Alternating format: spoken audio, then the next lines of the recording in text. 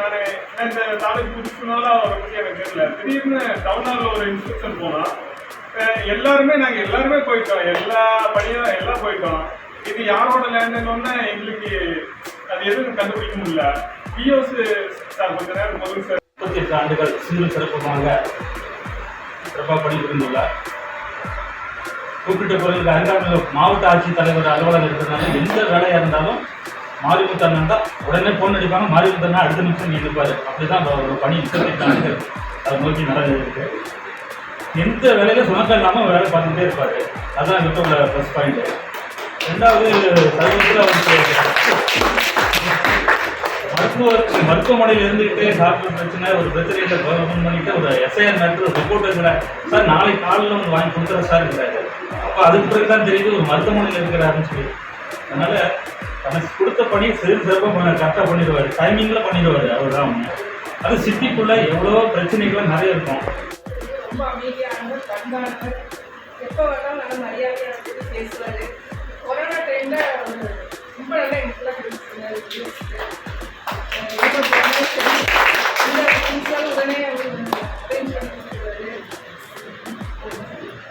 அவரோட பணிகளை புரிஞ்சிச்சு. அப்புறம் அவரோட ஓய்வு காலம் அமைதியாக நல்லா இருக்கிறது தீர்ந்து இருக்குமாறு பண்புள்ளவர், நல்லவர், திறமையான உழைப்பாளி.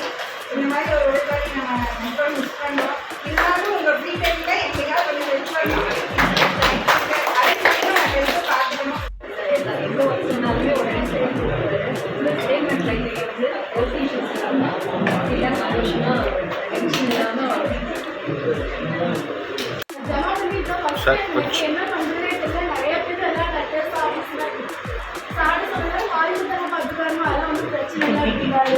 ஃபோன் பண்ணி சொன்னோம், அவங்க வந்தாரு. ஒரே நாள் தான் இந்த லிஸ்ட்லாம் இதெல்லாம் கொடுக்கணும்னா அப்படின்னு சொன்னேன். அதனால எல்லாத்துக்கும் கரெக்டாக எத்தனை லெட்டர் கொடுக்கணுமோ அத்தனை லெட்டர் அது எல்லாமே சைனு பர்ஃபெக்டாக வந்து கொடுத்துட்டாங்க. அப்புறம் தொழில்கள் வச்சுருக்க பக்தி, அவரோட டெடிக்கேட்டடாக ஒர்க் பண்ணுறாரு. அதனால தான் அவரோட இது வந்து அவரோட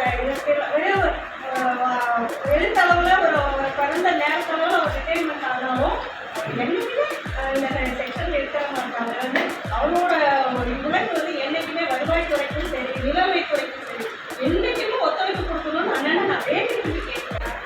நாராயணன் தமிழ் சொல்லியிருக்காரு. அவங்க 2-3 பேர் பிளேட் அசிஸ்டன்ட் இருக்காங்க. தாலுகா ஆஃபீஸுக்கு வராங்கன்னாமே நாங்கள் அசிஸ்டண்ட்டு ஆர்ஐ பீரியட் எல்லாமே நான் சால்வ் தான். வந்தாலே சீட்டுக்கு ஒரு பேப்பரோட தான் வருவாரு. அது சும்மா படிச்சு சும்மா வீட்டுக்கு போய் நான் பார்த்ததே கிடையாது. ஸ்டார்டிங்கில் இருந்து எந்த பிரச்சனை எதுவும் அப்பாவும் பார்த்துக்கோங்க, என்னையும் நல்லா பார்த்துட்டு நல்லா பார்த்துட்டு சொல்லி எப்போ வேணால் வாக்கணும் உங்களுக்கு பார்த்து சொல்லிட்டேன். நாளைக்கு போனாலும் உங்களை வந்து சொல்லி கொடுத்து அதுக்கப்புறம் தான் போகணும். குடும்பத்தில் என்ன பிரச்சனையாக இருந்தாலும் இவர் தான் ஃபஸ்ட் சொல்லுவான். இதுக்கு அவர் தான் தீர்வு தருவார். ஏன்னா அதுக்கு கரெக்டாக வேலைக்கு வருவாங்க, லேட்டாக தான் வீட்டுக்கு வருவாங்க. அப்பவே தெரியும் எங்கள் அப்பா தான் இந்த வேலை எவ்வளோ அது கரெக்டாக ஓட்டுமா, கரெக்டாக மெதுவாக வந்து மாட்டிக்கலாமான்னு ஒவ்வொன்றையும் லேட்டாக தான் இந்த மாதிரி விஷயத்தையெல்லாம் ப்ரொசீஜராக தான் பண்ணுவார். எல்லாம்